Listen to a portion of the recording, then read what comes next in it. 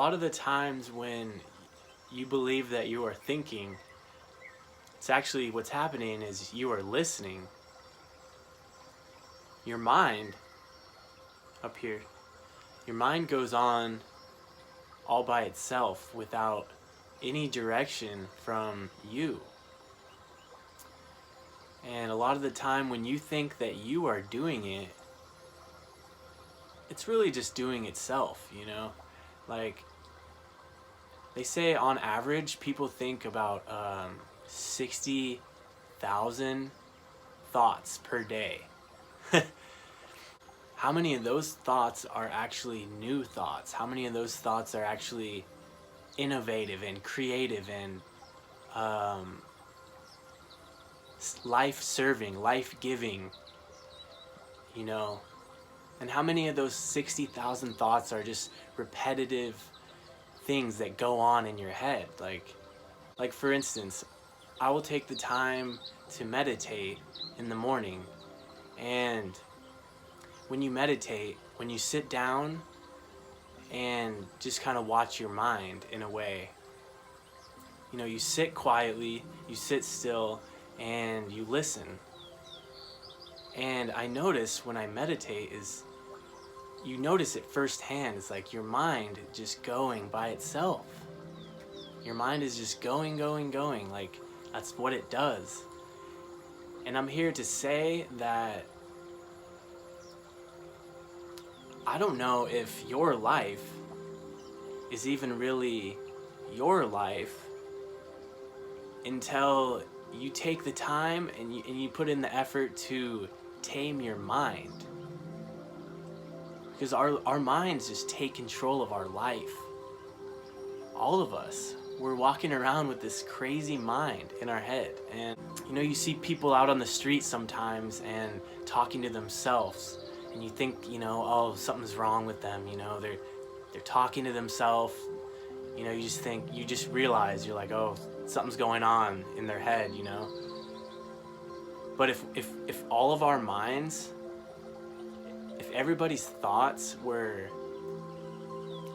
put out loud into the world and we could hear what was going on in everybody's mind, you'd realize we're all crazy and we all have those crazy tendencies. And in a sense, it's not really even you though.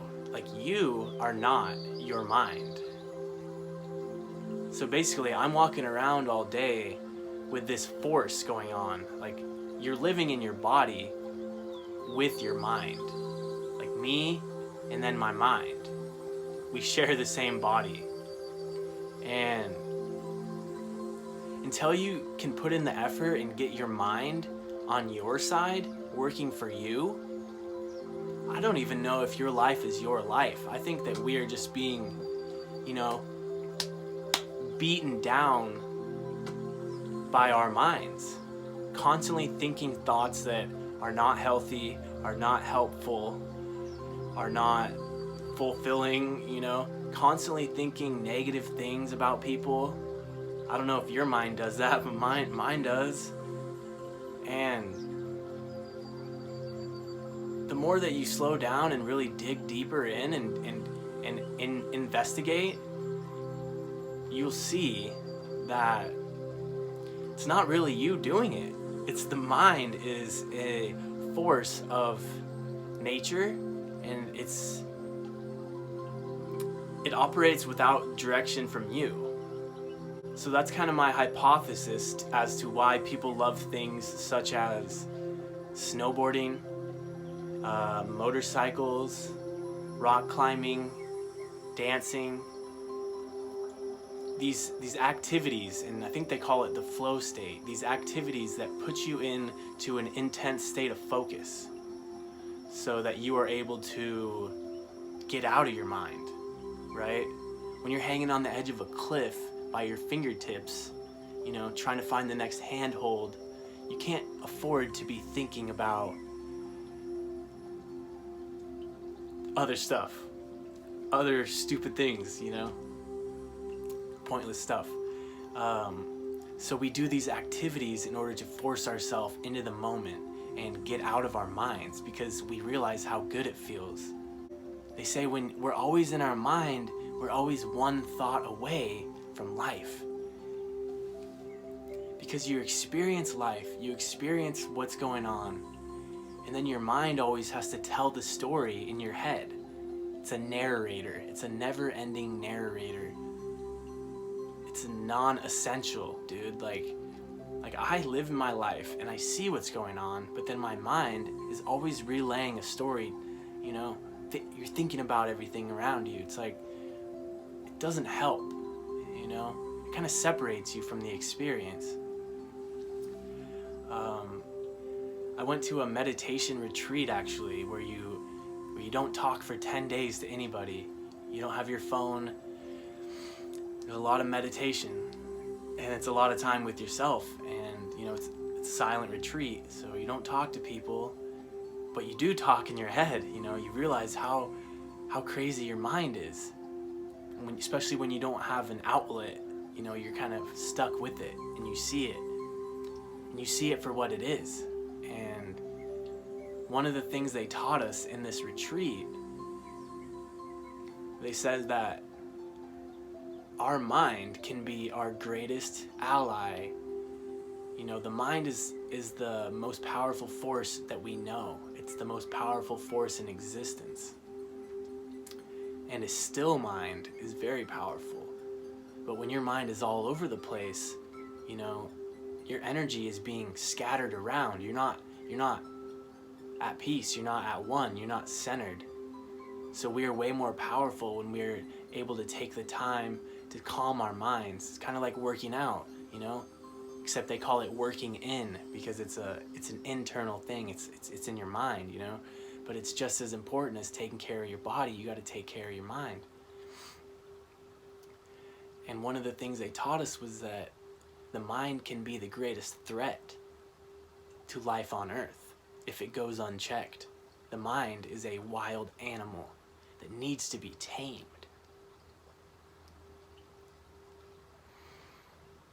The mind can be our best friend and our best ally in life, or it can be the thing that destroys us, right? You see billions of people on the planet causing destruction, causing mayhem, causing chaos. And why that is, it's because we're not right inside. We're not at peace. We're not at one with ourselves.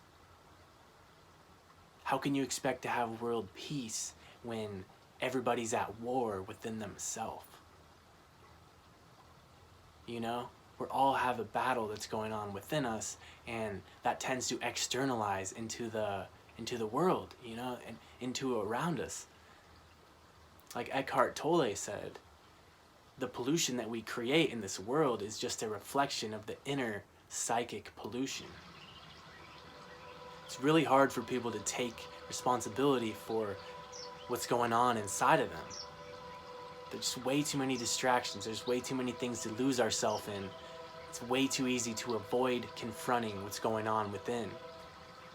And I think that's what we're seeing the consequences of on the planet, is people ignoring their own inner battle, their own inner struggle with the mind. We got to tame it, or else it tames up, or else it takes over our life. And it's a threat to our existence.